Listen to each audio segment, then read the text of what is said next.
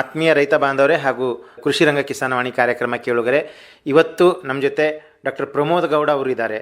ಇವರು ಕೆಳದಿ ಶಿವಪ್ಪನಾಯಕ ಕೃಷಿ ಮತ್ತು ತೋಟಗಾರಿಕೆ ವಿಜ್ಞಾನಗಳ ವಿಶ್ವವಿದ್ಯಾಲಯ ಶಿವಮೊಗ್ಗ ಅಡಿಯಲ್ಲಿ ಬರ್ತಕ್ಕಂಥ ಕೃಷಿ ಮತ್ತು ತೋಟಗಾರಿಕಾ ಸಂಶೋಧನಾ ಕೇಂದ್ರ ಬಾವಿಕೆರೆ ತರೀಕೆರೆ ತಾಲೂಕಿನಲ್ಲಿ ಸಹಾಯಕ ಪ್ರಾಧ್ಯಾಪಕರಾಗಿ ಕಾರ್ಯನಿರ್ವಹಿಸ್ತಾ ಇದ್ದಾರೆ. ಇವತ್ತು ನಮ್ಮ ಜೊತೆ ಈಗ ಪ್ರಾಣಿಗಳಲ್ಲಿ ಕತ್ತೆ ಹಾಲಿನ ಒಂದು ಮಹತ್ವ, ಪ್ರಯೋಜನ ಮತ್ತು ಇದರ ಒಂದು ಮೌಲ್ಯವರ್ಧನೆ ಕುರಿತು ಇವತ್ತು ನಮ್ಮ ಜೊತೆ ಕೇಳುಗರ ಜೊತೆ ಮಾಹಿತಿ ಮಾಡಿಕೊಳ್ಳಲಿಕ್ಕಿದ್ದಾರೆ. ಪ್ರಥಮವಾಗಿ ಭದ್ರಾವತಿ ಶಿವಮೊಗ್ಗ ಆಕಾಶವಾಣಿ FM ಕೇಂದ್ರದಿಂದ ಇವರಿಗೆ ಸ್ವಾಗತ ಕೋರುತ್ತಾ, ನಮಸ್ಕಾರ ಸರ್. ನಮಸ್ಕಾರ ಸರ್. ಹೇಳಿ, ಈಗ ಕತ್ತೆ ಹಾಲಿನ ಒಂದು ಪ್ರಯೋಜನ ಅಥವಾ ಕತ್ತೆ ಹಾಲು ಅಂತಂದರೆ ಒಂಥರ ಏನೋ ಮೂಢನಂಬಿಕೆ ಅಥವಾ ಒಂಥರ ಏನೋ ಅಸಡ್ಡೆ ಅಥವಾ ಏನೋ ಒಂದು ಜಿಜ್ಞಾಸೆ ಹುಟ್ಟಿಸ್ತಕ್ಕಂಥ ಒಂದು ಇದು ಭಾವನೆ ಇರ್ತಕ್ಕಂಥದ್ದು. ಆದರೆ ಇತ್ತೀಚಿನ ದಿನಗಳಲ್ಲಿ ನಮ್ಮ ಕೇಳುಗರಾಗಲಿ ಅಥವಾ ನಮ್ಮ ರೈತರಾಗಲಿ ಇದರ ಬಗ್ಗೆ, ಇದರ ಮಹತ್ವ ತಿಳ್ಕೊಂಡಿದ್ದಾರೆ. ಇದರ ವೈಜ್ಞಾನಿಕ ಲಾಭ ಏನಿದೆ, ಆರೋಗ್ಯಕ್ಕೆ ಯಾವ ರೀತಿಯಿಂದ ಸಹಕಾರಿಯಾಗಿದೆ ಅಂತ ಅನ್ನೋದು ಕೂಡ ಕೆಲವೊಬ್ರು ತಿಳ್ಕೊಂಡು ಇದನ್ನ ಒಳ್ಳೆಯ ಒಂದು ರೀತಿಯಿಂದ ಕತ್ತೆ ಫಾರ್ಮ್ ಅಂತ ಹೇಳಿನೇ ಮಾಡ್ಕೊಂಡಿದ್ದಾರೆ ಕೆಲವೊಂದು ಪ್ರದೇಶಗಳಲ್ಲಿ. ಆಮೇಲೆ ಇದರಲ್ಲಿ ಹೆಚ್ಚು ಆಸಕ್ತಿ ತೋರಿಸಿ ಲಾಭ ಕೂಡ ಪಡಿತಾ ಇದ್ದಾರೆ. ಈ ಒಂದು ನಿಟ್ಟಿನಲ್ಲಿ ತಾವು ಪ್ರಥಮವಾಗಿ ಹೇಳೋದಾದರೆ ಕತ್ತೆ ಹಾಲು ಅಂತ ಇದನ್ನು ನಾವು ಯಾವ ರೀತಿಯಿಂದ ಆರೋಗ್ಯಕರವಾಗಿ, ಆರೋಗ್ಯಕ್ಕೆ ಸುಧಾರಣೆಗಾಗಿ ಇದನ್ನು ಉಪಯೋಗಿಸಬಹುದು ಅಂತ ಅನ್ನೋದನ್ನು ಮಾಹಿತಿ ರೂಪದಲ್ಲಿ, ಸಂಕ್ಷಿಪ್ತ ವಿವರಣೆ ರೂಪದಲ್ಲಿ ಆರಂಭ ಮಾಡಿ ಸರ್. ಎಲ್ಲ ರೈತ ಬಾಂಧವರಿಗೆ ನನ್ನ ನಮಸ್ಕಾರಗಳು. ಏನಪ್ಪ ಅಂದರೆ ಕತ್ತೆ ಹಾಲು ಯಾಕೆ, ಇದನ್ನು ನಾವು ಕತ್ತೆ ಸಾಕಾಣಿಕೆ ಯಾಕೆ ಮಾಡಬೇಕು ಅನ್ನೋದು ನಾನು ಮೊದಲದಾಗಿ ತಿಳಿಸ್ಲಿಕ್ಕೆ ಇಚ್ಛೆ ಪಡ್ತೀನಿ. ಏನಂದರೆ ಈಗ ಇವತ್ತಿನ ದಿನಮಾನದಲ್ಲಿ ಕೆಲವೊಂದು ವೈಜ್ಞಾನಿಕವಾಗಿ ಮತ್ತು ಅವೈಜ್ಞಾನಿಕವಾಗಿರ್ತಕ್ಕಂತಹ ಆರೋಗ್ಯ ಸಮಸ್ಯೆಗಳಿಂದ ತಾಯಿ ಅಂದರೆ ಏನು ಮಗು ಜನಿಸಿದ ನಂತರ ಕೆಲವೊಂದು ಮಹಿಳೆಯರಲ್ಲಿ ಎದೆ ಹಾಲು ಬರದೆ ಮಗುವಿಗೆ ಸರಿಯಾದ ಸಮಯದಲ್ಲಿ ಎದೆ ಹಾಲು ದೊರಕದೇ ಇದ್ದ ಕಾರಣಕ್ಕಾಗಿ ಮಗುಗಳು ಏನಾಗ್ತಾ ಇದ್ದಾವೆ, ಕ್ಷೀಣಿಸ್ತಾ ಇದ್ದಾವೆ. ಅವುಗಳ ಆರೋಗ್ಯ ಕಡಿಮೆ ಆಗ್ತಾ ಇದೆ. ಸರಿಯಾಗಿ ಅವುಗಳ ಒಂದು ಬೆಳವಣಿಗೆ ವೃದ್ಧಿ ಆಗುವಲ್ಲಿ ಯಶಸ್ವಿ ಆಗ್ತಾ ಇಲ್ಲ. ಯಾಕಪ್ಪ ಅಂದರೆ ಸರಿಯಾಗಿ ಎದೆ ಹಾಲು ಕುಡಿಸ್ತಾ ಇಲ್ಲ ನೀವು ಅಂತೇಳಿ ಡಾಕ್ಟರ್ಸ್ಗಳು ಕಂಪ್ಲೇಂಟ್ ಮಾಡ್ತಿರ್ತಾರೆ. ಹಾಗೆ ಕೆಲವೊಂದು ಮಹಿಳೆಯಲ್ಲಿ ಎದೆ ಹಾಲೇ ಬರೋದಿಲ್ಲ. ಮಗು ಅದು ಜನಿಸಿದ ನಂತರವೂ ಕೂಡ ಎದೆ ಹಾಲೇ ಬರದೇ ಇರುವ ಕಾರಣ ಜನರಲ್ ಆಗಿ ಏನು ಮಾಡ್ತಾರೆ, ಕವು ಅಂದರೆ ಒಂದು ಹಸುವಿನ ಹಾಲನ್ನು ಕುಡಿಸ್ಲಿಕ್ಕೆ ಹೋಗ್ತಾರೆ. ಇಲ್ಲಾಂದರೆ ಕುರಿ ಮತ್ತು ಮೇಕೆ ಸಾಕಾಣಿಕೆ ಮಾಡುವಂಥ ರೈತರು ಇರ್ಬೋದು, ಅವರು ಅಲ್ಲಿ ಎಲ್ಲಿ ಅವರಿಗೆ ಅಕ್ಸಸ್ ಇರುತ್ತೋ ಅವ್ರು ಏನು ಮಾಡ್ತಾರೆ, ಕುರಿ ಹಾಲನ್ನ ಕುಡಿಸ್ತಾರೆ ಅಥವಾ ಮೇಕೆ ಹಾಲನ್ನ ಕುಡಿಸ್ಲಿಕ್ಕೆ ಹೋಗ್ತಾರೆ. ಇದು ಏನಾಗುತ್ತೆ, ಕೆಲವೊಂದು ಶಿಶುಗಳಿಗೆ ಅಲರ್ಜಿಕ್ ಸ್ಟಾರ್ಟ್ ಆಗುತ್ತೆ. ಮೇನ್ ಅಂದರೆ ಅಲರ್ಜಿಕ್ ಸ್ಟಾರ್ಟ್ ಆಗುತ್ತೆ. ಯಾಕಂದರೆ ಎಲ್ಲ ಹಾಲು ಬೇಬಿಗಳಿಗೆ ಹಿಡಿಸೋಂಗಿಲ್ಲ. ಯಾಕಂದ್ರೆ ನಾವು ಏನು ಹೇಳ್ತೀವಿ, ಅದರಲ್ಲಿ ಇರ್ತಕ್ಕಂಥ ಬ್ಯೂಟೈರಿಕ್ ಆ್ಯಸಿಡ್, ಜನರಲಿ ವೈಜ್ಞಾನಿಕವಾಗಿ ಹೇಳ್ಕೊಂಡ್ರೆ ಬ್ಯೂಟೈರಿಕ್ ಆ್ಯಸಿಡ್ ಅದು ಏನಾಗುತ್ತೆ, ಸ್ವಲ್ಪ ಅಲರ್ಜಿ ಉಂಟು ಮಾಡುತ್ತೆ ಮತ್ತು ಈ ಡೈಜೆಷನ್ ಪ್ರಾಬ್ಲಮ್ ಆಗುತ್ತೆ ಬೇಬಿಗಳಿಗೆ, ಅಂದರೆ ಶಿಶುಗಳಿಗೆ. ಈ ಒಂದು ಇತರೆ ಪ್ರಾಣಿಗಳ ಒಂದು ಹಾಲನ್ನು ಕುಡಿಸೋದ್ರಿಂದ ಈ ಒಂದು ಅಲರ್ಜಿಕ್ ಮತ್ತು ಡೈಜೆಷನ್ ಪ್ರಾಬ್ಲಮ್ನ ಫೇಸ್ ಮಾಡ್ತವೆ. ಮತ್ತು ಈ ವೇ ಪ್ರೋಟೀನ್ ಅಂತ ಏನು ಕರಿತೀವಲ್ಲ, ಈ ಹಸುವಿನ ಹಾಲು, ಕುರಿ ಹಾಲು ಮತ್ತು ಮೇಕೆ ಹಾಲಿನಲ್ಲಿ, ಈ ತಾಯಿ ಹಾಲಿನಲ್ಲಿ ಇರ್ತಕ್ಕಂತಹ ವೇ ಪ್ರೋಟೀನು ಮತ್ತು ಇತರ ಪ್ರಾಣಿಗಳಲ್ಲಿ ಏನು ಜನರಲಾಗಿ ಗೊತ್ತಲ್ಲ ನಮಗೆ, ಈ ಒಂದು ಪ್ರಾಣಿಗಳಲ್ಲಿ ಇರ್ತಕ್ಕಂಥ ವೇ ಪ್ರೋಟೀನು ತುಂಬ ಡಿಫ್ರೆನ್ಸ್ ಇದೆ. ತಾಯಿ ಹಾಲಿನಲ್ಲಿ ಇರ್ತಕ್ಕಂಥ ವೇ ಪ್ರೋಟೀನ್ ಜನರಲಾಗಿ 20-25% ವೇ ಪ್ರೋಟೀನ್ ಇತ್ತಂದರೆ, ಈ ಎಲ್ಲ ವಿವಿಧ ಪ್ರಾಣಿಗಳು ಏನು ಹೇಳಿದ ನಾನು, ಹಸು ಮತ್ತು ಕುರಿ ಮತ್ತು ಮೇಕೆ, ಇವುಗಳಲ್ಲಿ ಜನರಲಾಗಿ 5-7% ಮ್ಯಾಕ್ಸಿಮಮ್ ವೇ ಪ್ರೋಟೀನ್ ಸಿಗುತ್ತೆ. ಹಾಗಾಗಿ ಬೇಬಿಗಳಿಗೆ ಅವುಗಳ ಒಂದು ಬೆಳವಣಿಗೆ, ಅವು ಅಂಗಾಂಗಗಳ ಬೆಳವಣಿಗೆಯಾಗಿ ವೇ ಪ್ರೋಟೀನ್ ಇಂಪಾರ್ಟೆಂಟ್ ಆಗುತ್ತೆ. ಮತ್ತು ರುಚಿ ಏನು ಲ್ಯಾಕ್ಟೋಸ್ ಅಂತ ಏನು ಸಿಹಿ ಅಂತ ಏನು ಕರಿತೀವಲ್ಲ, ಈ ಲ್ಯಾಕ್ಟೋಸ್ ಪ್ರಮಾಣ ಕೂಡ ತಾಯಿಯ ಎದೆ ಹಾಲಿನಲ್ಲಿ ಹೆಚ್ಚಿಗೆ ಇರುತ್ತೆ ಮತ್ತು ಆಕಳು ಮತ್ತು ಕುರಿ ಮೇಕೆ ಹಾಲಿನಲ್ಲಿ ಕಡಿಮೆ ಇರುತ್ತೆ. ಹಾಗಾಗಿ ಯಾವ ಹಾಲನ್ನ ಕುಡಿಸ್ಬೇಕು, ಸಪೋಸ್ ನಮಗೆ ತಾಯಿಯ ಎದೆ ಹಾಲು ಬರದೇ ಇದ್ದ ಕಾರಣದಲ್ಲಿ ಯಾವ ಹಾಲನ್ನು ಕುಡಿಸ್ಬೇಕು ಅನ್ನೋದೇ ಒಂದು ದೊಡ್ಡ ಕ್ವಶನ್ ಆಗುತ್ತೆ. ಹಾಗಾಗಿ ಇದಕ್ಕೆ ಸರಿಸಮನಾಗಿರ್ತಕ್ಕಂತಹ ಒಂದು ಪ್ರಾಣಿಯ ಹಾಲು ಅಂತ ಏನು ಭೂಮಿ ಮೇಲೆ ಇರೋದೇ ಆದರೆ ಅದು ಕತ್ತೆ ಹಾಲು ಅಂದರೆ ತಪ್ಪೇನಿಲ್ಲ. ಯಾಕಂದರೆ ಈ ತಾಯಿಯ ಎದೆ ಹಾಲಿನಲ್ಲಿರ್ತಕ್ಕಂತಹ ಪೋಷಕಾಂಶಗಳು ಇವುಗಳು ಸರಿಯಾಗಿ ಮ್ಯಾಚ್ ಆಗುವಂತಹ ಯಾವುದಾದ್ರೂ ಒಂದು ಪ್ರಾಣಿಯ ಹಾಲು ಅಂದರೆ ಅದು ಕತ್ತೆ ಹಾಲು ಮಾತ್ರ. ಯಾಕಂದರೆ ಅದರಲ್ಲಿರ್ತಕ್ಕಂಥ ವೇ ಪ್ರೋಟೀನ್ ಇರ್ಬೋದು ಮತ್ತು ಬ್ಯೂಟೈರಿಕ್ ಆ್ಯಸಿಡ್ ಲೆವೆಲ್ ಏನು ಕಡಿಮೆ ಇರುತ್ತಲ್ಲ, ಈ ಹಸುವಿನ ಹಾಲಿನಲ್ಲಿ ಬ್ಯೂಟೈರಿಕ್ ಆ್ಯಸಿಡ್ ಜಾಸ್ತಿ ಇರುತ್ತೆ. ಬಟ್ ಈ ಕತ್ತೆ ಹಾಲಿನಲ್ಲಿ ಈ ತಾಯಿಯ ಎದೆ ಹಾಲಿನಲ್ಲಿರ್ತಕ್ಕಂಥ ಪ್ರಮಾಣ ಇರುತ್ತೆ, ಅಷ್ಟೇ ಪ್ರಮಾಣ, ಸರಿ ಹೊಂದುವಂಥ ಪ್ರಮಾಣ ಈ ಕತ್ತೆ ಹಾಲಿನಲ್ಲಿರುತ್ತೆ. ಮತ್ತು ಏನು ಹಸುವಿನ ಹಾಲಿನಲ್ಲಿ ಹೆಚ್ಚು ಪ್ರೋಟೀನ್ ಇರುತ್ತೆ ಮತ್ತು ಫ್ಯಾಟ್ ಕೂಡ ಜಾಸ್ತಿ ಇರುತ್ತೆ. ಈಗೇನು ನಾವು ಎಮ್ಮೆ ಹಾಲು ಕುಡಿಸ್ತೀವಿ ಅದರಲ್ಲಿ ಫ್ಯಾಟ್ ಜಾಸ್ತಿ ಇರುತ್ತೆ. ಎಮ್ಮೆ ಹಾಲಿಗೆ ಕಂಪೇರ್ ಮಾಡಿದರೆ ಆಕಳ ಹಾಲಿನಲ್ಲಿ ಫ್ಯಾಟ್ ಜಾಸ್ತಿ ಇರುತ್ತೆ. ಅದೇ ರೀತಿ ಕುರಿ ಮತ್ತು ಮೇಕೆ ಹಾಲಿನಲ್ಲಿ ಕೂಡ ಫ್ಯಾಟ್ ಅಂದರೆ ಕೊಬ್ಬಿನಾಂಶ ಜಾಸ್ತಿ ಇರುತ್ತೆ. ಇವು ಏನಾಗುತ್ತೆ, ಬೇಬಿಗಳಿಗೆ ಸರಿಯಾಗಿ ಡೈಜೆಷನ್ ಆಗಲ್ಲ ಹಾಲು ಕುಡಿಸಿದ್ದು, ಅಥವಾ ಇನ್ನೊಮ್ಮೆ ಕುಡಿಸ್ಲಿಕ್ಕೆ ಹೋದರೆ ಬೇಬಿ ಪ್ರಿಫರೇ ಮಾಡಲ್ಲ ಅದನ್ನು. ಹಾಗಾಗಿ ಅಲರ್ಜಿಕ್ ಸ್ಟಾರ್ಟ್ ಆಗುತ್ತೆ, ವಿವಿಧ ಕಾರಣಗಳು ಬರುತ್ತೆ. ಮತ್ತು ತಾಯಿ ಎದೆ ಹಾಲು ಕೂಡ ಇರೋದಿಲ್ಲ. ಇತ್ತಾಗ ಈ ಹಾಲನ್ನು ಕೂಡ ನಾವು ಕುಡಿಸೋದ್ರಿಂದ ಬೇಬಿಯ ಒಂದು ಆರೋಗ್ಯಕ್ಕೆ ಪರಿಣಾಮ ಆಗ್ತವೆ ಅಂತಂದಾಗ ನಾವು ಕತ್ತೆ ಹಾಲು ಕುಡಿಸೋದ್ರಿಂದ ತಾಯಿಯ ಎದೆ ಹಾಲನ್ನು ನಾವು ಸರಿ ಹೊಂದುವಂಥ ತಾಯಿಯ ಎದೆ ಹಾಲನ್ನು ಕತ್ತೆ ಹಾಲು ಕುಡಿಸೋದ್ರ ಮುಖಾಂತರ ಮಾತ್ರ ನಾವು ಅದನ್ನು ಸರಿ ಹೊಂದಿಸ್ಬೋದು.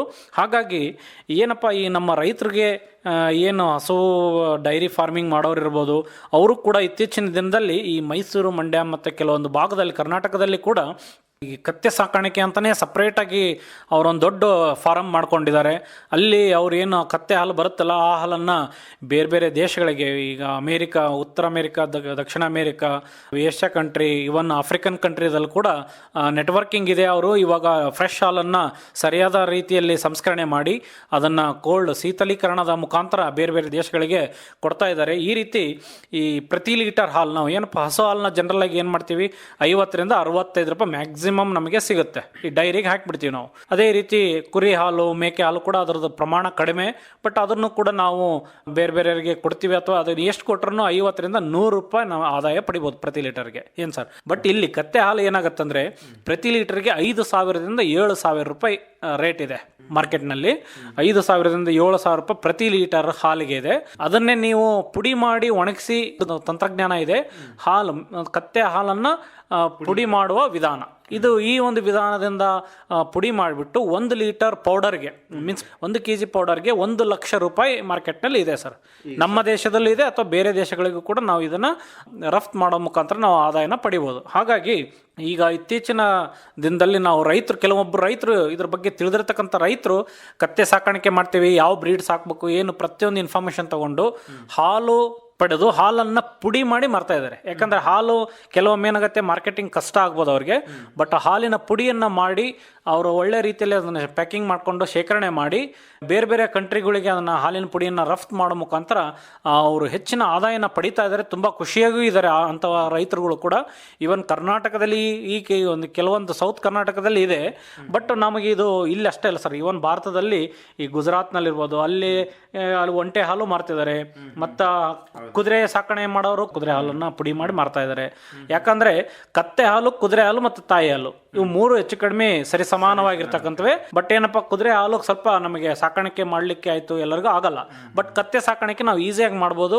ಮತ್ತು ಈ ತಾಯಿಯ ಎದೆ ಹಾಲಿಗೆ ಸರಿ ಹೊಂದುವಂಥ ಅಂಶಗಳು ಇರುವ ಕಾರಣ ಈ ಕತ್ತೆ ಹಾಲಿನ ಬೇಡಿಕೆ ಪ್ರತಿ ದೇಶದಲ್ಲಿ ಇವತ್ತಿನ ದಿನದಲ್ಲಿ ಬರ್ತಾ ಇದೆ. ಯಾಕಂದರೆ ಪ್ರತಿಯೊಬ್ಬ ಮಹಿಳೆ ಹಾರ್ಮೋನ್ ಇಂಬ್ಯಾಲೆನ್ಸ್ನಿಂದ ಇರ್ಬೋದು, ಅಥವಾ ಇನ್ನಿತರೆ ವೈಜ್ಞಾನಿಕವಾಗಿರ್ತಕ್ಕಂಥ ಆರೋಗ್ಯದ ಸಮಸ್ಯೆಯಿಂದಾಗಿ ಈ ಸರಿಯಾದ ಸಮಯದಲ್ಲಿ, ಮೇನ್ ಅಂದರೆ ಸಮಯ ವೆರಿ ಇಂಪಾರ್ಟೆಂಟು. ಹುಟ್ಟಿದ ಮಗು ಒಂದು ಬೆಳವಣಿಗೆ ಸರಿಯಾಗಿರ್ಬೇಕಂದ್ರೆ ಅದಕ್ಕೊಂದು ವರ್ಷ ಏನು ಹಾಲು ಕುಡಿಸ್ತೀವಲ್ಲ, ಅಲ್ಲಿ ನಾವು ಏನಾದರೂ ಸರಿಯಾಗಿ ಹಾಲು ಕುಡಿಸ್ತಾ ಇದ್ದ ಕಾರಣದಲ್ಲಿ ಮಗುವಿನ ಒಂದು ಬೆಳವಣಿಗೆಯಲ್ಲಿ ಕುಂಠಿತವಾಗಿ ಅದು ಇನ್ನಿತರ ರೀತಿಗೆ ಟರ್ನ್ ಆಗುವಂಥ ಸಾಧ್ಯತೆ ಇರುತ್ತೆ. ಹಾಗಾಗಿ ಈ ಕೌ ಹಾಲು, ಕುರಿ ಹಾಲು ಮತ್ತು ಮೇಕೆ ಹಾಲನ್ನು ಕುಡಿಸೋ ಬದಲು ನಾವು ಕತ್ತೆ ಹಾಲನ್ನು ನಾವು ಇವಾಗ ಪುಡಿ ಏನಕ್ಕೆಪ್ಪ ಮಾಡಬೇಕಂದ್ರೆ ನಾವು ಅದನ್ನು 6 ತಿಂಗಳಿಂದ 1 ವರ್ಷದವರೆಗೂ ಶೇಖರಣೆ ಮಾಡಿ ಇಟ್ಕೋಬೋದು.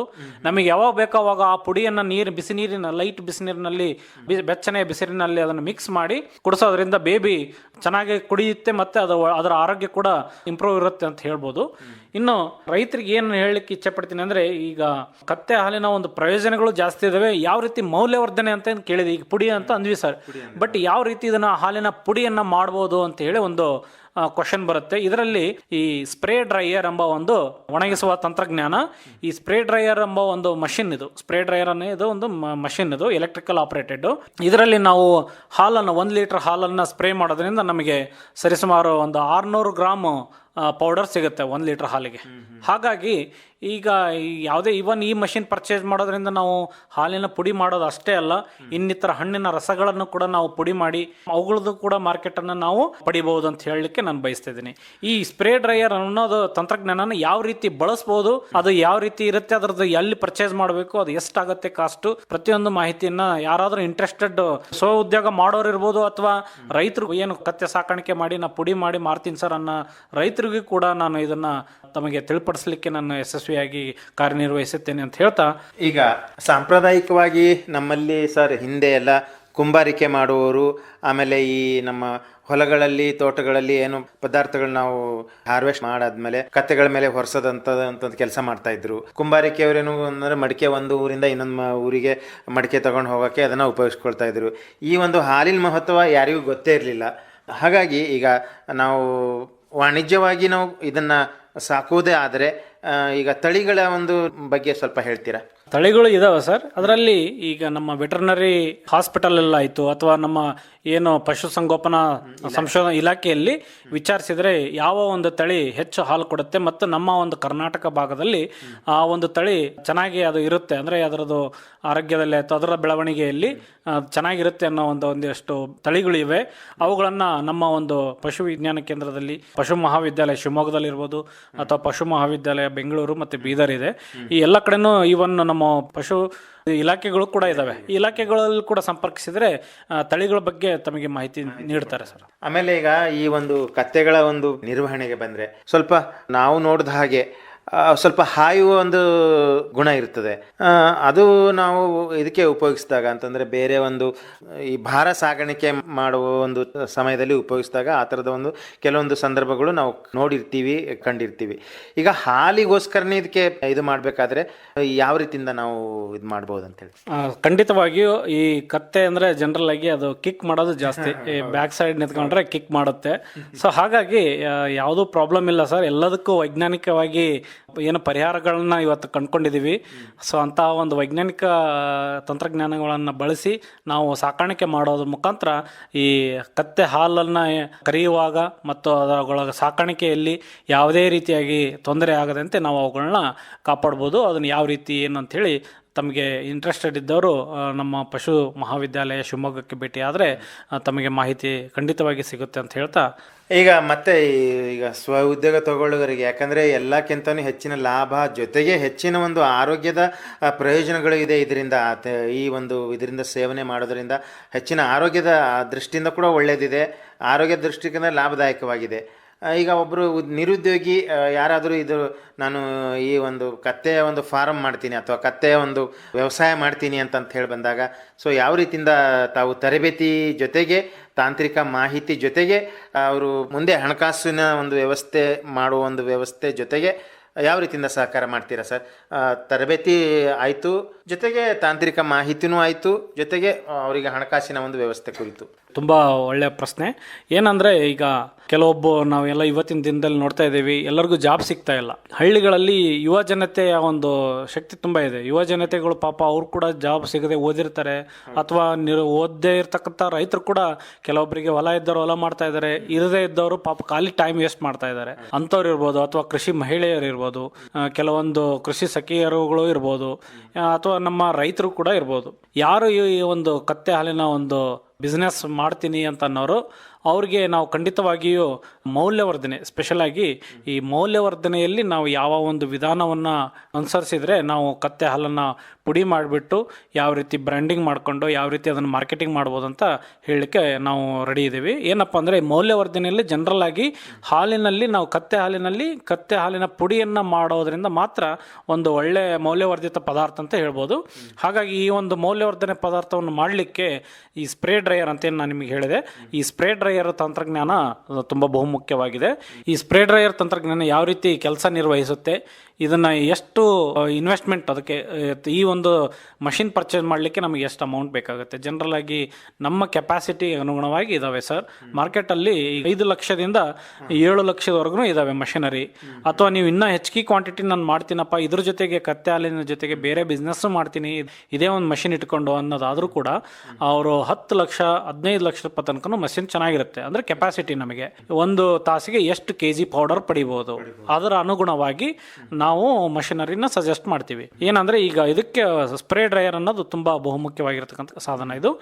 ಇದನ್ನು ಯಾವ ರೀತಿ ಬಳಸ್ಬೋದು, ಯಾವ ರೀತಿ ಮಾಡಬೇಕು, ಕ್ಲೀನಿಂಗ್ ಹೆಂಗೆ, ಹಾಲನ್ನ ಎಲ್ಲಿ ಇಡಬೇಕು, ಯಾವ ರೀತಿ ಸ್ಪ್ರೇ ಆಗುತ್ತೆ, ಸ್ಪ್ರೇ ಆಗಿರ್ತಕ್ಕಂಥ ಚೇಂಬರ್ನಲ್ಲಿ ಯಾವ ರೀತಿ ಅದು ಡ್ರೈ ಆಗುತ್ತೆ ಅಂತ ಮಾಹಿತಿ ಕೊಡ್ತೀವಿ ಅವರಿಗೆ. ಅದು ಒಣಗಿದ ಮೇಲೆ ಯಾವ ರೀತಿ ಹಾಲಿನ ಪುಡಿಯನ್ನು ಬೇರ್ಪಡಿಸ್ಬೇಕು, ಆ ಮಷಿನ್ನಲ್ಲಿ ಯಾವ ರೀತಿ ಅದನ್ನು ಹೊರಗೆ ತೆಗಿಬೇಕು, ಮತ್ತು ಯಾವ ರೀತಿ ಪ್ಯಾಕಿಂಗ್ ಮಾಡಬೇಕು. ಪ್ಯಾಕಿಂಗ್ ತುಂಬ ಇಂಪಾರ್ಟೆಂಟ್ ಸರ್. ಯಾಕಂದರೆ ಹಾಲಿನ ಪುಡಿ ಏನಾಗುತ್ತೆ, ಕೆಲವೊಮ್ಮೆ ಮಾಯ್ಶ್ಚರ್ ಈ ಕ್ಲೈಮೆಟಿಕ್ ಕಂಡೀಷನ್ ಮೇಲೆ ಡಿಪೆಂಡ್ ಆಗುತ್ತೆ. ಕೆಲವೊಂದು ಶೀತ ಪ್ರದೇಶದಲ್ಲಿ ಹಾಲಿನ ಪುಡಿ ಮಾಡಿದ ಮೇಲೆ ಅದನ್ನು ಹೊರಗೆ ತೆಗೆದ ಮೇಲೆ ಇಮಿಡಿಯೇಟಾಗಿ ಉಂಡೆ ಆಗ್ಬಿಡುತ್ತೆ, ಗಟ್ಟಿ ಆಗ್ಬಿಡುತ್ತೆ. ಹಾಗಾಗಿ ಅದಕ್ಕೆ ಕೆಲವೊಂದು ಪ್ಯಾಕಿಂಗ್ ತಂತ್ರಜ್ಞಾನಗಳು ಕೂಡ ಇದ್ದಾವೆ, ಅವುಗಳನ್ನು ತಮಗೆ ತಿಳಿಸ್ತೀವಿ. ಅದೇ ರೀತಿ ಪ್ಯಾಕಿಂಗ್ ಮಾಡೋದ್ರಿಂದ ನಿಮ್ಮ ಹಾಲಿನ ಪುಡಿ 6 ತಿಂಗಳಿಂದ 1 ವರ್ಷದವರೆಗೂ ಹಾಲಿನ ಪುಡಿ ಹಾಗೆ ಒಣಗಿದ ರೀತಿಯಲ್ಲೇ ಇರುತ್ತೆ ಅಂತ ಹೇಳ್ತಾ ಇದಕ್ಕೆ ತಂತ್ರಜ್ಞಾನ ಮಾಹಿತಿಯನ್ನು ಕೂಡ ನಾನು ಕಲ್ಪಿಸ್ತೀನಿ ನಿಮಗೆ.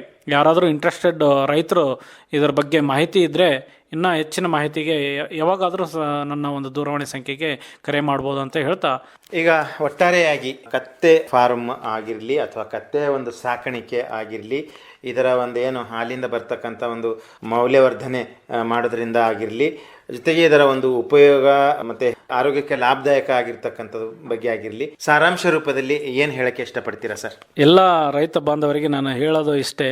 ಈ ಕತ್ತೆ ಇತ್ತೀಚೆಗೆ ನಾವು ಇದು ಒಂದು ತುಂಬ ಹಿಂದುಳಿದಿರತಕ್ಕಂಥ ಪ್ರಾಣಿ ಅಂತಲೂ ಹೇಳ್ಬೋದು. ಯಾಕಂದರೆ ಕತ್ತೆ ಸಾಕೋದಂದರೆ ಜನ ವೈಜ್ಞಾನಿಕವಾಗಿ ಸ್ವಲ್ಪ ಊರಲ್ಲಿ ವಿಲೇಜಲ್ಲಿ ಯಾರಾದರೂ ಕತ್ತೆ ಸಾಕ್ತಾ ಇದ್ದಾನಂದರೆ ಅವನಿಗೆ ಕೀಳಿರಿಮೆಯಿಂದನೇ ನೋಡ್ತಾ ಇದ್ದಾರೆ. ಹಾಗಾಗಿ ಪ್ರತಿಯೊಬ್ಬ ರೈತರು ಏನು ಮಾಡ್ತಾ ಇದ್ದಾರೆ, ಈ ಹಸು ಸಾಕ್ತಿದ್ದಾರೆ, ಕುರಿ ಸಾಕ್ತಿದ್ದಾರೆ, ಮೇಕೆ ಸಾಕ್ತಿದ್ದಾರೆ. ಬಟ್ ಆದರೆ ಕತ್ತೆ ಸಾಕ್ಲಿಕ್ಕೆ ಯಾರು ಮುಂದೆ ಬರ್ತಾ ಇಲ್ಲ. ಬಟ್ ಇದರಲ್ಲಿ ಇರ್ತಕ್ಕಂಥ ದುಡಿಮೆ ಏನಿದೆ ಅಲ್ಲ ಸರ್, ತುಂಬ ಲಾಭದಾಯಕವಾಗಿದೆ. ಯಾಕಪ್ಪ ಅಂದರೆ 1 kg ಪೌಡರ್ಗೆ ನಾವು 1 ಲಕ್ಷ ರೂಪಾಯಿ ಆದಾಯ ಪಡಿತೀವಿ. ಯಾವುದೇ ಒಂದು ಪ್ರಾಣಿಯ ಸಾಕೋದ್ರಿಂದ, ಯಾವುದೇ ಒಂದು ಪ್ರಾಣಿಯ ಹಾಲಿನ ಸೇಲ್ ಮಾಡೋದ್ರಿಂದ ಇಷ್ಟು ಆದಾಯ ನಾವು ಯಾವತ್ತೂ ಪಡೆಯೋಕ್ಕಾಗಲ್ಲ. ಹಾಗಾಗಿ ಇದು ಸ್ವಲ್ಪ ನಿಮ್ಮ ಸೊಸೈಟಿಯಲ್ಲಿ ನಿಮಗೆ ಜನ ಏನು ಅಂತಾರೆ ಅಂದೇ ಇದ್ರ ಬಗ್ಗೆ ಏನು ತಲೆ ಕೆಡಿಸ್ಕೊಳ್ಳಲ್ಲ, ಅನ್ನೋರ ಬಗ್ಗೆನೂ ತಲೆ ಕೆಡಿಸ್ಕೊಳ್ಳಲ್ಲ ಅಂದರೆ ಓಕೆ. ಸ್ವಲ್ಪ ರೈತರು ತಮ್ಮ ಇಂಟ್ರೆಸ್ಟ್ ಕೊಟ್ಟು ಮಾಡಿದರೆ ಖಂಡಿತವಾಗಿಯೂ ಇದು ಒಂದು ಒಳ್ಳೆ ಅಂದರೆ ಬಿಸ್ನೆಸ್ ಅಂತ ಅನ್ನೋಕ್ಕಾಗಲ್ಲ, ಒಂದು ನಿಮ್ಮ ಉದ್ಯೋಗ ಅಂತಲೂ ಹೇಳ್ಬೋದು. ಮತ್ತು ಏನಂದರೆ ಎಷ್ಟೋ ಬೇಬೀಸ್ಗೆ ತುಂಬ ಹೆಲ್ಪ್ ಆಗುತ್ತೆ ಸರ್ ಇದು. ಯಾಕಂದರೆ ಇವತ್ತಿನ ಫಾರ್ಮಾಸ್ಯೂಟಿಕಲ್ ಎಲ್ಲ ಕೆಮಿಕಲ್ ಮೆಡಿಸಿನ್ಸ್ ಕೊಟ್ಬಿಟ್ಟು ಪಾಪುಗಳಿಗೆ ರಿಪ್ಲೇಸ್ ಮಾಡ್ತಿದ್ದಾರೆ. ಬಟ್ ಅವು ಎಲ್ಲ ತಾತ್ಕಾಲಿಕ. ಇದು ನಮಗೊಂದು ಏನೋ ಉದ್ಯೋಗದ ಜೊತೆಗೆ ಒಂದು ಸಮಾಜದ ಸೇವೆ ಅಂತಲೂ ಅನ್ಕೋಬೋದು. ಹಾಗಾಗಿ ಕೆಲವೊಬ್ಬರು ರೈತರು ತುಂಬ ಇಂಟ್ರೆಸ್ಟ್ ಪಟ್ಟು ಕತ್ತೆಗಳನ್ನ ಸಾಕ್ತಾ ಇದ್ದಾರೆ. ಕೆಲವೊಂದು ಕತ್ತೆಗಳು ಇದ್ವು, ಅವುಗಳ ಜೊತೆಗೆ ಇನ್ನೂ ಹೆಚ್ಚಿನ ಪ್ರಮಾಣದಲ್ಲಿ ಕತ್ತೆಗಳನ್ನು ಖರೀದಿ ಮಾಡಿ ಹೆಚ್ಚಿನ ಆದಾಯವನ್ನು ಕೂಡ ಪಡಿತಾ ಇದ್ದಾರೆ. ಹಾಗಾಗಿ ಯಾವೊಬ್ಬ ರೈತರು ಇದರ ಬಗ್ಗೆ ಕೀಳಿರಿಮೆಯನ್ನು ಪಡೆಯುವಂಥ ಅವಶ್ಯಕತೆ ಇಲ್ಲ. ಸ್ವಲ್ಪ ದಿನ ಅನಿಸ್ಬೋದು, ಬಟ್ ಅವ್ರಿಗೆ ಮುಂದೆ ನಿಮ್ಮ ಬಿಸ್ನೆಸ್ ನಿಮ್ಮದು ಡೆವಲಪ್ಮೆಂಟ್ ನೋಡಿ ಅವ್ರಿಗೂ ಇನ್ನಿತರ ರೈತರಿಗೂ ಕೂಡ ಅದು ಅವರು ಪರ್ಚೇಸ್ ಮಾಡಿ ನಾನು ಸಾಕ್ತೀನಿ ಅನ್ನೋ ಒಂದು ಕಲ್ಪನೆ ಹುಟ್ಟಿ ಅವರು ಕೂಡ ಮುಂದೆ ಬರ್ಬೋದು ಅಂತ ಹೇಳ್ತಾ, ಇದು ತುಂಬ ಉದ್ಯೋಗಕ್ಕೆ ಆಗಿರ್ಬೋದು ಅಥವಾ ನಮ್ಮ ಒಂದು ಆದಾಯಕ್ಕಾಗಿ ಇರ್ಬೋದು, ತುಂಬ ಬಹುಮುಖ್ಯವಾಗಿ ಪ್ರಯೋಜನಕಾರಿಯಾಗಿದೆ ಅಂತ ಹೇಳ್ತಾ, ಏನಾದರೂ ಮೌಲ್ಯವರ್ಧನೆ ಬಗ್ಗೆ ಆಯಿತು, ಈ ಫ್ರೆಶ್ ಹಾಲನ್ನು ಯಾವ ರೀತಿ ಮಾರ್ಕೆಟಿಂಗ್ ಮಾಡ್ಬೋದು ಅದು ಕೂಡ ಮಾಹಿತಿ ಕೊಡ್ಬೋದು. ಮತ್ತು ಮೇನ್ ಆಗಿ ನಾವು ಮೌಲ್ಯವರ್ಧನೆ, ಫ್ರೆಶ್ ಮಾರ್ಕೆಟಿಂಗ್ ನಿಮ್ಗೆ ಕಷ್ಟ ಆಗುತ್ತಂದರೆ ನಾವು ಮೌಲ್ಯವರ್ಧನೆ ಮಾಡಿ ಈಸಿಯಾಗಿ ಅದನ್ನು ಬೇರೆ ಬೇರೆ ಕಂಟ್ರೀಸ್ಗೆ ನಾವು ಸೇಲ್ ಮಾಡ್ಬೋದು. ಹಾಗಾಗಿ ಒಳ್ಳೆಯ ಒಂದು ಅವಕಾಶ ಇದೆ. ಯಾರು ಇಂಟ್ರೆಸ್ಟೆಡ್ ರೈತರು ಇದನ್ನು ಜನರಲಾಗಿ ಇದನ್ನು ತೊಗೊತಾರೆ ಸರ್. ಈ ಗುಜರಾತ್ ಆ ಕಡೆ ಎಲ್ಲ ನೋಡಬೇಕು, ಒಂಟೆಗಳನ್ನೇ ಸಾಕ್ತಾ ಇದ್ದಾರೆ. ನಾವು ಕತ್ತೆ ಸಾಕೋದ್ರಲ್ಲಿ ಏನು ತಪ್ಪೇನಿಲ್ಲ. ಯಾಕಂದರೆ ಈಗ ಮಂಡ್ಯ ಆ ಭಾಗದವ್ರು ಯಾರಾದರೂ ಫ್ರೀ ಇದ್ದ ರೈತರು ಅಲ್ಲೆಲ್ಲ ಸ್ವಲ್ಪ ನೋಡ್ಕೊಂಬನ್ನಿ, ಅವ್ರ ಫಾರಮ್ ಹೆಂಗೆ ಇಟ್ಕೊಂಡಿದ್ದಾರೆ, ಯಾವ ರೀತಿ ಇದೊಂದು ಬಿಸ್ನೆಸ್ ಅಂತಲೂ ಅಂದ್ಕೊಂಡಿಲ್ಲ ಅವರು, ಏನಿಲ್ಲ ಅದು ಒಂದು ಸಂಪ್ರದಾಯ ಅಂದ್ಕೊಂಡು ಸಾಕ್ತಾ ಇದ್ದಾರೆ. ಹಾಗಾಗಿ ಅವ್ರಿಗೆ ಯಾವುದೇ ರೀತಿಯಾಗಿರ್ತಕ್ಕಂಥ ಒಂದು ಕಮೆಂಟ್ಸ್ ಬಂದರೂ ಅವ್ರು ತಲೆ ಕೆಡಿಸ್ಕೊಳ್ಳಲ್ಲ ಸರ್. ಅವ್ರದ್ದೇನು ಸಾಕಾಣಿಕೆಯ ಒಂದು ಅಂಗ ಅಷ್ಟೇ ಇದು. ಸೊ ಹಾಗಾಗಿ ಈ ಕತ್ತೆ ಹಾಲಿನ ಒಂದು ಪ್ರಯೋಜನ ತುಂಬ ಇರೋದ್ರಿಂದ ಅವುಗಳ ಒಂದು ಮೌಲ್ಯವರ್ಧನೆ ಕೂಡ ಅಷ್ಟೇ ಇಂಪಾರ್ಟೆಂಟ್ ಇದೆ. ಹಾಗೂ ಈಗ ಆಲ್ರೆಡಿ ಕತ್ತೆನ ಸಾಕಾಣಿಕೆ ಮಾಡುವಂಥ ರೈತರಿಗೆ ಕೂಡ ಈ ನನ್ನ ಒಂದು ಸಂದೇಶ, ಹಾಲನ್ನು ಮಾರುವ ಬದಲು ನೀವು ಹಾಲಿನ ಜೊತೆಗೆ ಉಳಿದಿರ್ತಕ್ಕಂಥ ಹಾಲನ್ನು ಕೂಡ ಮೌಲ್ಯವರ್ಧನೆ ಮಾಡಿ ಶೇಖರಣೆ ಮಾಡಿ ಅದನ್ನು ಮಾರೋದ್ರಿಂದ ನಿಮ್ಮ ಆದಾಯದಲ್ಲಿ ಇನ್ನೂ ಹೆಚ್ಚಿನ ಆದಾಯನ ಪಡಿಬೋದು ಅಂತ ಹೇಳ್ತಾ, ಈಗ ನೀವು ಕತ್ತೆ ಹಾಲಿನ ಮಹತ್ವ ಹೇಳಿದ್ರಿ, ಇದರ ಉಪಯೋಗ ಹೇಳಿದ್ರಿ, ಕತ್ತೆ ಹೆಂಗೆ ಸಾಕ್ತಾ ಇದ್ದಾರೆ ಅಂತ ಎಲ್ಲ ಹೇಳಿದ್ರಿ ಸರ್. ಈಗ ಮನುಷ್ಯರಿಗೆ ಇದರ ಒಂದು ಪ್ರಮಾಣ, ಕತ್ತೆ ಹಾಲಿನ ಪ್ರಮಾಣ, ಸಣ್ಣ ಮಕ್ಕಳು ಹಿಡ್ಕೊಂಡು ದೊಡ್ಡವ್ರ ತನಕನೂ ಇದನ್ನು ಉಪಯೋಗಿಸ್ಬೋದು ಅಲ್ವಾ? ಈಗ ಇದರ ಒಂದು ಇದಕ್ಕೆ ಬಂದರೆ ಎಷ್ಟು ಪ್ರಮಾಣದಲ್ಲಿ ಸೇವಿಸಬೇಕು ಅಥವಾ ಹೆಂಗೆ ಏನಂತ ಹೇಳ್ಬೋದಾ ಸರ್? ಸೊ ಇದು ಏನಂದ್ರೆ ಜನರಲಿ ಇನ್ಫ್ಯಾಂಟ್ಸಿಗೆ ಸರ್, ಇದು ಶಿಶುಗಳಿಗೆ ನಾವು ಪ್ರಿಫರ್ ಮಾಡೋದು ಇದನ್ನ. ಯಾಕಂದ್ರೆ ಅವರ ಒಂದು ಅದು ಸಾಲಿಡ್ ಫುಡ್ ಏನು ತಿನ್ನಲ್ಲ ಆ ಟೈಮ್ನಲ್ಲಿ. ಹಾಗಾಗಿ ಜನರಲ್ ಆಗಿ ನಾವು ಇನ್ಫ್ಯಾಂಟ್ಸ್ ಬೇಬೀಸ್ಗೆ ಇದನ್ನ ಪ್ರಿಫರ್ ಮಾಡೋದು. ಹಾಗಾಗಿ ಯಾಕಂದ್ರೆ ಫಸ್ಟ್ ಆಫ್ ಆಲ್ ಅದು ಒಂದು ಕತ್ತೆ ನಮಗೆ ಸರಿಸುಮಾರು ಏನು ಹಸು ಹಾಲು ಕೊಡುತ್ತಲ್ಲ ಅಷ್ಟು ಕೊಡಂಗಿಲ್ಲ. ಖಂಡಿತವಾಗಿಯೂ ಅದರ ಪ್ರಮಾಣ ಕಡಿಮೆ ಇರುತ್ತೆ. ಮತ್ತು ಅದರಲ್ಲಿರ್ತಕ್ಕಂಥ ಪೋಷಕಾಂಶಗಳು ಈ ತಾಯಿಯ ಎದೆ ಹಾಲಿಗೆ ಸರಿಸಮಾನವಾಗಿರ್ತಕ್ಕಂಥ ಹಾಗಾಗಿ ನಾವೇನು ಮಾಡ್ತೀವಿ, ಓನ್ಲಿ ಶಿಶುಗಳಿಗೆ ಪ್ರಿಫರ್ ಮಾಡ್ತೀವಿ. ಈ ಒಂದು ಬೇಬಿ ನಾವು ಜನರಲ್ ಆಗಿ ಏನು ಒಂದು ಸ್ಮಾಲ್ ಬಾಟಲ್ ಕುಡಿಯುತ್ತಲ್ಲ, ಒಂದು ಜಸ್ಟ್ 200 ml ಅನ್ಕೊಳ್ಳಿ, 200 ml ನಾವು ಜಸ್ಟ್ ಅದು ವಾಟರ್ ಪೌಡರ್ ರೇಷಿಯೋ ಇರುತ್ತೆ, ಅದನ್ನು ಯೂಸ್ ಮಾಡುವಾಗ ಅದಕ್ಕೆ ಕಂಡೀಷನ್ಸ್ ಇರುತ್ತೆ. ಸೊ ಆ ಕಂಡೀಷನ್ ಯೂಸ್ ಮಾಡಿಬಿಟ್ಟು ಶಿಶುಗಳಿಗೆ ಪ್ರಿಫರ್ ಮಾಡೋದ್ರಿಂದ ಖಂಡಿತವಾಗಿಯೂ ಎದೆ ಹಾಲು ಬರದೇ ಇರತಕ್ಕಂತಹ ತಾಯಂದಿರು ಕೂಡ ಈ ಒಂದು ಕತ್ತೆ ಹಾಲಿನ ಪುಡಿಯನ್ನು ಹಾಲಾಗಿ ಮಾಡಿ ಮತ್ತೆ ಶಿಶುಗಳಿಗೆ ಕೊಡ್ಬೋದು ಅಂತ ಹೇಳ್ತಾ, ಇದು ಒಂದು ತುಂಬ ಬಹುಮುಖ್ಯವಾಗಿ ಏನಂದ್ರೆ ಪ್ರಯೋಜನಕಾರಿಯಾಗಿರ್ತಕ್ಕಂಥ ಹಾಲು. ಒಳ್ಳೆಯದು ಡಾಕ್ಟರ್ ಪ್ರಮೋದ್ ಗೌಡ ಅವರೇ, ಇದುವರೆಗೆ ತಾವು ಕತ್ತೆ ಹಾಲಿನ ಮಹತ್ವ, ಇದರ ಉಪಯೋಗ, ಆರೋಗ್ಯಕ್ಕೆ ಯಾವ ರೀತಿಯಿಂದ ಇದು ಲಾಭದಾಯಕವಾಗಿದೆ, ಸಾಕಾಣಿಕೆ ಮಾಡಬೇಕು ಹೆಂಗೆ, ಯಾವ ರೀತಿ ನಿರ್ವಹಣೆ ಮಾಡಬೇಕು, ತರಬೇತಿ ಎಲ್ಲಿ, ಏನು ಕತೆ ಅಂತ ತುಂಬ ಒಂದು ವಿವರವಾದ ಮಾಹಿತಿಯನ್ನು ನಮ್ಮ ಕೇಳುಗರಿಗೆ ತಾವು ತಿಳಿಸ್ಕೊಟ್ಟಿದ್ದೀರಾ. ಅದರಲ್ಲಿ ವಿಶೇಷವಾಗಿ ನಮ್ಮ ಯುವಕರಿಗೆ ತಾವು ಪ್ರೇರಣೆಯಾಗಿ ಇದನ್ನು ತಗೊಳ್ಳಿ, ಇದನ್ನು ಒಂದು ಉದ್ಯಮವಾಗಿ ತಗೊಳ್ಳಿ, ಇದನ್ನು ಒಂದು ಉದ್ಯೋಗವಾಗಿ ತಗೊಳ್ಳಿ ಅಂತಂತೇಳಿ ತಾವು ಈ ಮೂಲಕ ತಿಳಿಸ್ಕೊಟ್ಟಿದ್ದೀರಾ. ನಮ್ಮ ಕೇಳುಗರು ತಮ್ಮನ್ನು ಸಂಪರ್ಕಿಸೋಕ್ಕೆ ಯಾವುದೇ ಒಂದು ಸಂಶಯ ಇಲ್ಲ, ಸಂದೇಹ ಇಲ್ಲ ಅಂತ ಹೇಳ್ತಾ ಇದುವರೆಗೆ ಈ ಒಂದು ಕಾರ್ಯಕ್ರಮದಲ್ಲಿ ತಾವು ಭಾಗವಹಿಸಿ ಮಾಹಿತಿ ನೀಡೋದಕ್ಕೆ ಧನ್ಯವಾದ ಹಾಗೂ ನಮಸ್ಕಾರ. ಎಲ್ಲ ರೈತ ಬಾಂಧವರಿಗೆ ನನ್ನ ತುಂಬ ಹೃದಯದ ಧನ್ಯವಾದಗಳು. ಏನಾದರೂ ಹೆಚ್ಚಿನ ಮಾಹಿತಿಗಾಗಿ ನನ್ನ ಒಂದು ದೂರವಾಣಿ ಸಂಖ್ಯೆಗೆ ಕರೆ ಮಾಡಿ 7829201724 7829201724. ಧನ್ಯವಾದಗಳು.